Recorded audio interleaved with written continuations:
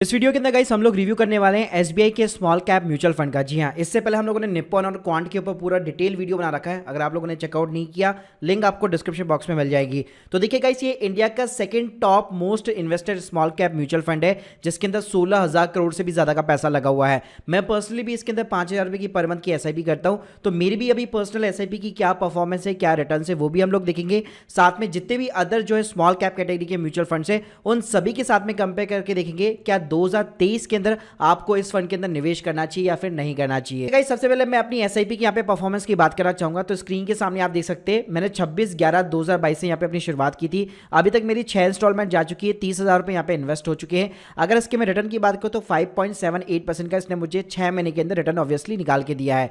अगर गाइस आप पिछले 6 महीने का वैसे रिटर्न निकाल के देखेंगे तो जस्ट एसबीआई स्मॉल कैप का 2.15% का रिटर्न बनता है, लेकिन मैंने एसआईपी के थ्रू निवेश किया था, जिसकी वजह से ये 5.78% स्लाइटली थोड़ा सा हायर आपको यहाँ पे दिख रहा है। अब देखिए गाइस, अगर हम लोग सिंपली एयूएम साइज को यहाँ पे कंपेयर करते हैं, यानी किस स्कीम के अंदर कितना पैसा यहाँ पे लगा हुआ है, तो पूरी अगर हम लोग स्मॉल कैप की स्कीम उठा लेते हैं तो उसमें सेकंड नंबर पे एसबीआई का स्मॉल कैप फंड आएगा, जिसके अंदर 16,000 करोड़ से भी ज्यादा का पैसा लगा हुआ है। फर्स्ट नंबर पे यहाँ पे निप्पॉन है, जिसके अंदर काफी ज्यादा पैसा लगा हुआ है।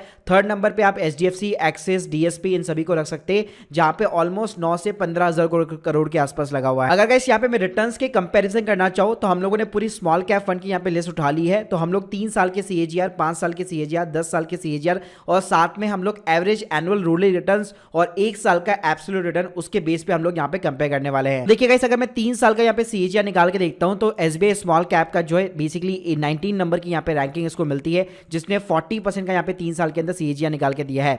अगर गाइस मैं टॉप स्कीम जैसे कि निप्पॉन की बात करता हूं या फिर क्वांट की बात करता हूं, तो जिसने 50 से 65% तक के रिटर्न यहाँ पे निकाल के दिए है, तो यहाँ पे एसबीआई थोड़ा सा यहाँ पे नीचे जाता है। वहीं पे गाइस अगर मैं 3 साल के यहाँ पे एवरेज एनुअल रोलिंग रिटर्न्स भी यहाँ पे निकाल के देखता हूं, क्योंकि एसबीआई काफी पुरानी स्कीम है जिसको 10 साल से भी ज्यादा हो चुके हैं, तो यहाँ पे आप 3 साल के एवरेज एनुअल रोलिंग रिटर्न्स के अंदर भी देख सकते हैं 34% का यहाँ पे इसने सीएजीआर बेसिकली निकाल के दिया है। वहीं पे गाइस अगर आप बड़ी बड़ी यहाँ पे स्कीम देखेंगे जैसे कि निप्पॉन इंडिया, तो उसका यहाँ पे 42% का सीएजीआर निकल के आता है। साथ में गाइस अगर मैं सिंपली यहाँ पे 5 साल का भी यहाँ पे सीएजीआर कंपेयर करता हूँ तो यहाँ पे इसकी रैंकिंग इंप्रूव हो जाती है। 6 नंबर का ये अपने आप एक म्यूचुअल फंड बन जाता है, जहाँ पे आप देख सकते हैं 17% का इसने सीएजीआर निकाल के दिया है। वहीं पे निप्पॉन, एक्सिस और क्वांट जैसी स्कीम ने 18 से लेकर 25% तक का सीएजीआर यहाँ पे पिछले 5 साल में निकाल के दिया है। अगर गाइस हम लोग सिंपली 10 साल के सीएजीआर में कंपेयर करते हैं तो सबसे हैरान वाली बात होगी कि ये अपने आप में एक सेकंड नंबर की स्कीम बनेगी, क्योंकि बहुत ज्यादा जो जितने भी म्यूचुअल फंड की स्कीम है सभी को 10 साल नहीं हुए, केवल कुछ ही स्कीम है जिनको 10 साल हुए, और उसके अंदर आप कंपेयर करेंगे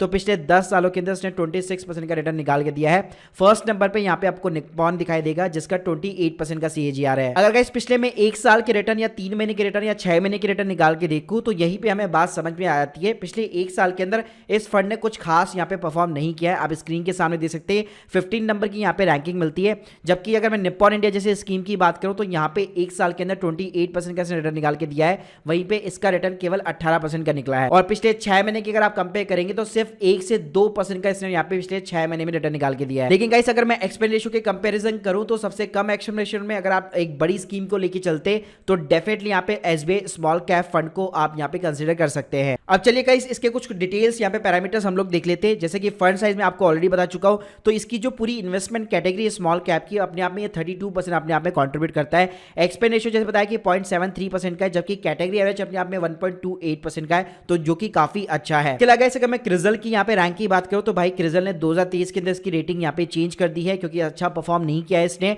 तो 3 स्टार की इसको रेटिंग मिली है। पहले इसकी 4 स्टार की रेटिंग हुआ करती थी 2022 के अंदर, आप देख सकते हैं दिसंबर 2022 में इसको 4 स्टार की रेटिंग थी। उसके पहले भी ये 3 स्टार बेसिकली कंसीडर करता था, और वापस रिवाइज होके इसके क्रिजल की रेटिंग यहाँ पे 3 स्टार हो चुकी है। अगर गाइस यहाँ पे मैं रिटर्न की बात करूं तो जैसे मैंने बताया कि काफी ज्यादा पुरानी स्कीम है। अगर आप 10 साल के अंदर रिटर्न निकाल के देखेंगे तो 26% का आपको सीएजीआर देखने को मिल जाता है, plus rank with in the category भी देखेंगे तो सेकंड नंबर की अपने आप में ये स्कीम बन जाती है। तो अगर आप 5 साल का या फिर 10 साल का उठा के देखते तो डेफिनेटली ये एक अच्छी खासी स्कीम बन जाती है। साथ में गाइस अगर आप इस स्कीम के अंतर्गत केवल एसआईपी के रूप में भी निवेश करते हैं तो पिछले 5 साल के अंदर आपको जो है 24% का यहाँ पे सीएजीआर देखने को मिल जाता है। अगर गाइस यहाँ पे मैं रिस्क रेशियो की बात करूं तो यहाँ पे आपको स्टैंडर्ड डिविएशन यानी कि वॉलेटिलिटी डेफिनेटली मिलने वाली है, लेकिन उसके अगेंस्ट में आपको शार्पन रेशियो, जेसन अल्फा वगैरह भी पॉजिटिव वगैरह देखने को मिल जाएंगे। अगर गाइस इसके मैं पोर्टफोलियो की बात करूं तो यहाँ पे लार्ज केवल 0.76% है, मिड कैप जो है 8.1% है, और स्मॉल कैप 51% है। जबकि हम लोगों ने कल देखा था निप्पॉन और क्वांट ने यहाँ पे अपने आप में लार्ज कैप के अंदर थोड़ा बहुत अच्छा खासा कॉन्ट्रीब्यूशन दे रखा था, ऑलमोस्ट ऑलमोस्ट 5 से 10% के समथिंग दे रखा था। तो गाइस अगर आप इसके टॉप 10 होल्डिंग्स भी देखेंगे तो इसके अंदर आपको कोई भी लार्ज कैप अच्छी खासी कंपनी नहीं मिलने वाली है। इसके अंदर आपको सारी स्मॉल कैप दिखेगी। ब्लू स्टार हो गया, ट्रिवेनी ट्यूबलेंस हो गए, कल्पतरु पावर, इलेगी इक्विपमेंट्स हो गए, वेदांत फैशन हो गया, मान्यवर जो चलाता है, लेमन ट्रीज हो गया, वी गार्ड हो गया, टीटी की प्रेस्टीज हो गया, ऐसी आपको कंपनियां दिखने वाली है। गाइस अगर इसकी मैं सेक्टर वाइज यहाँ पे होल्डिंग की बात करूं तो 10% से ज्यादा का हिस्सा तो केवल इसमें हाउस होल्डिंग जो है कंप्लायंस अप्लायंसेस वाली कंपनियों का है, जिसमें एसी वाली जैसे ब्लू स्टार हो गया, वी गार्ड जो कि उसका साथ में स्टेबलाइजर वगैरह बनाता है, आप लोगों को पता होगा, टीटी के प्रेस्टीज लिमिटेड हो गया, हॉकिंस कुकर्स वगैरह हो गया। वहीं पे गाइस सिविल कंस्ट्रक्शन की बात करूं तो 7% में अपने आप में होल्डिंग्स के अंदर कंट्रीब्यूट करता है। अगर यहाँ पे मैं एब्रेसिव बियरिंग्स की बात करूं तो 6% से ज्यादा का कंट्रीब्यूट करता है। होटल और रिसोर्ट के अंदर इनकी 4% से ज्यादा की हिस्सेदारी है। हैवी इलेक्ट्रिक इक्विपमेंट्स के अंदर भी 4% से ज्यादा हिस्सेदारी है, जबकि इसके अंदर आपको ज्यादा फार्मा कंपनीज वगैरह देखने को नहीं मिलेगी, जो कि हम लोगों ने क्वांट या निप्पॉन के अंदर देखी थी। साथ में यहाँ पे प्राइवेट सेक्टर बैंक्स आपको 3% से ज्यादा की होल्डिंग दिख जाएगी। तो देखिए गाइस अगर मैं एक ओवरऑल यहाँ पे समराइज करूं तो ये थोड़ा सा रिस्की स्मॉल कैप फंड है। तो यहाँ पे बेसिकली क्योंकि लार्ज कैप ज्यादा कंपनी इंक्लूडेड नहीं है, जैसे कि निप्पॉन और क्वांट यहाँ पे अपने फंड को जो स्टेबल बनाने की कोशिश करते हैं। साथ में गाइस ये सबसे पुराना और ट्रस्टेड स्मॉल कैप फंड है, क्योंकि एसबीआई बेसिकली इसको मैनेज करता है और आप लोगों को पता ही है कि एसबीआई के ऊपर लोगों का कितना ज्यादा यहाँ पे भरोसा है। प्लस 10 साल का हमारे पास में यहाँ पे अच्छी तरह से ट्रैक रिकॉर्ड है। तो गाइस इस पे डेफिनेटली आप स्मॉल अमाउंट का यहाँ पे एक एसआईपी वगैरह कर सकते हैं और अपना स्मॉल कैप के फंड का डेफिनेटली इसको आप पार्ट बना सकते हैं। प्लस आपको भी ये देखना पड़ेगा कि मेरे पोर्टफोलियो के अंदर ऑलरेडी जो है मैं स्मॉल कैप फंड्स के अंदर यहाँ पे कितना इन्वेस्ट वगैरह कर रहा हूँ, क्योंकि अगर आपने 3-4 स्कीम भी अगर पकड़ ली तो आपको ये ध्यान रखना है कि आपकी स्कीम यहाँ पे ओवरलैप नहीं होनी चाहिए। वैसे गाइस अगर आप देखेंगे यहाँ पे इसके पोर्टफोलियो के साथ में अगर आप कंपेयर करेंगे टॉप स्कीम के साथ में तो डेफिनेटली यहाँ पे पोर्टफोलियो के अंदर आपको ओवरलैप ज्यादा देखने को नहीं मिलने वाला है। तो guys hope you like this video, please subscribe channel. अगर आप लोग के कोई भी डाउट है कमेंट बॉक्स में जरूर बताइए। Thank you guys, thank you very much.